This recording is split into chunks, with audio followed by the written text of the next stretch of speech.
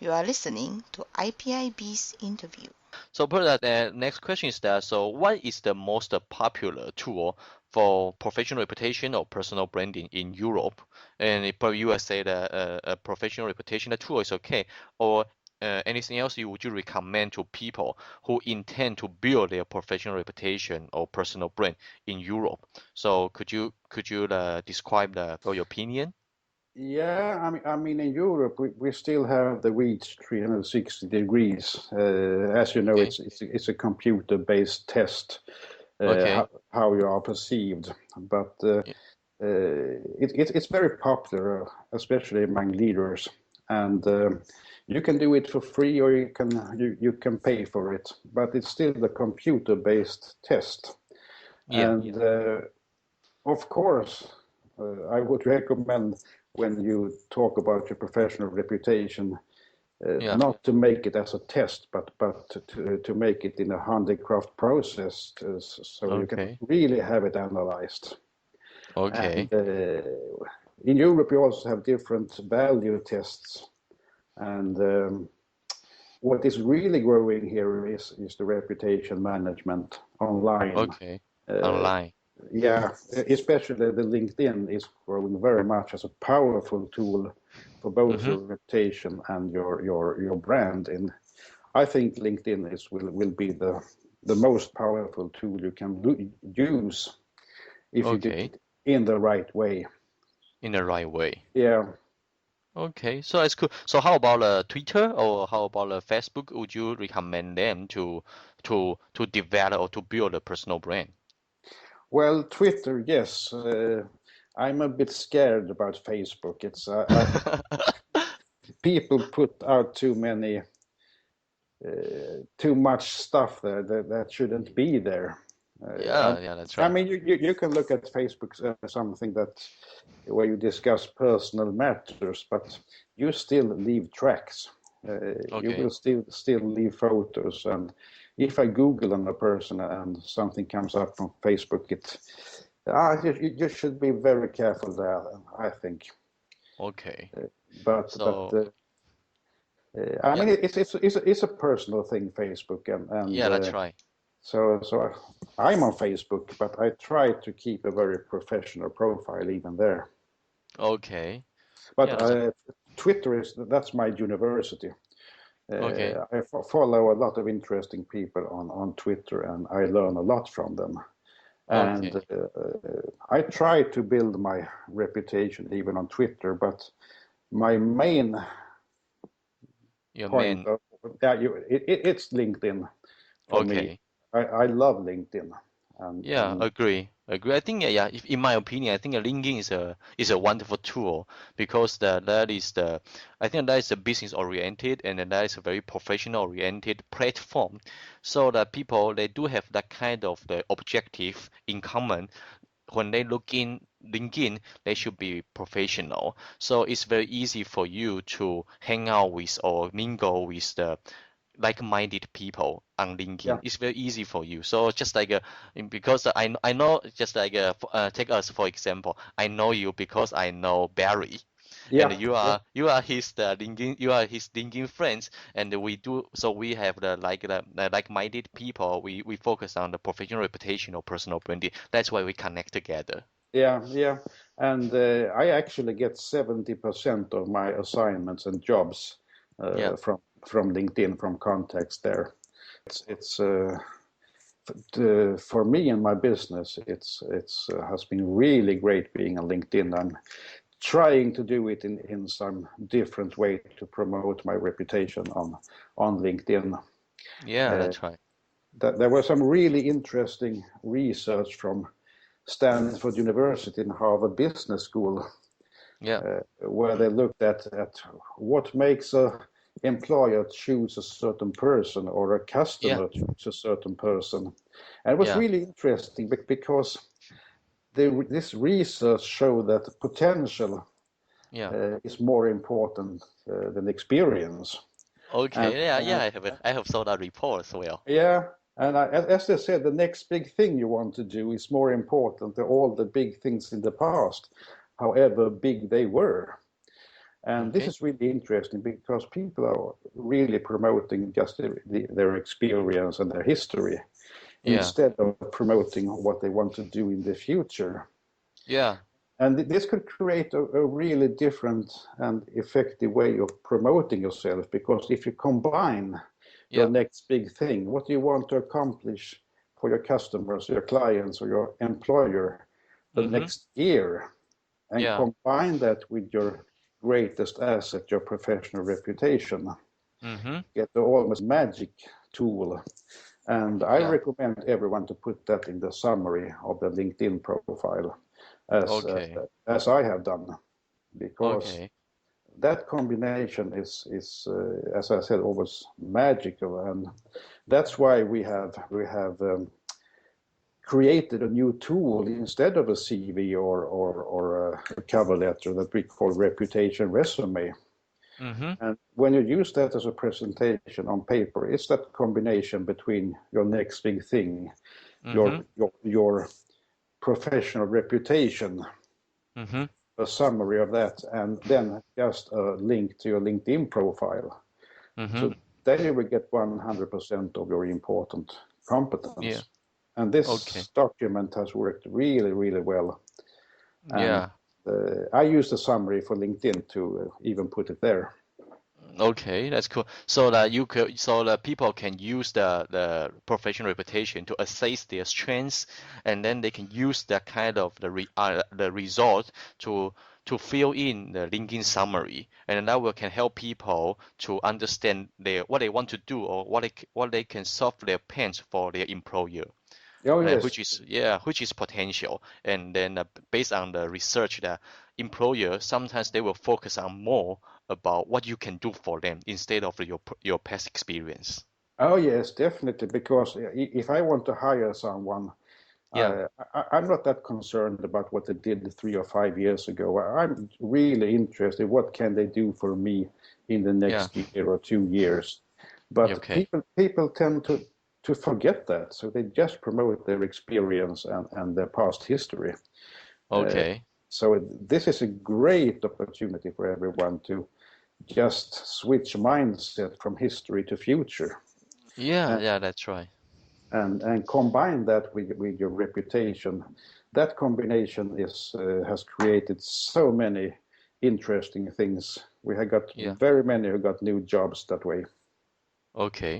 I think that's a very forward thinking. Because that you can use the resume or use your CV to package or to market yourself. However, LinkedIn is another way, and the recruiters will use LinkedIn to screen you out. However, you can use that way. You can use LinkedIn as your tool to market yourself as a forward thinking. What can I do for you in the future? Definitely, and that's what I really think you should use the summary for. Because the rest is your history. So use the summary for the combination of your next big thing, and if you're aware of your reputation, put them together in the summary, because that comes very high up under your photo. And I always look at the summary when I look at new people. I look at the summary, not so much about the history. That's right. I think as you said, summary is definitely I think that's a very interesting, because that can help you to understand what mindset or what value this person embraced. Oh yes, definitely. So you can make sure that if this is someone you really want to connect with. And I mean it's based on research from, as I said, Stanford and Harvard Business School. I think this mindset really can change a lot of stuff for people.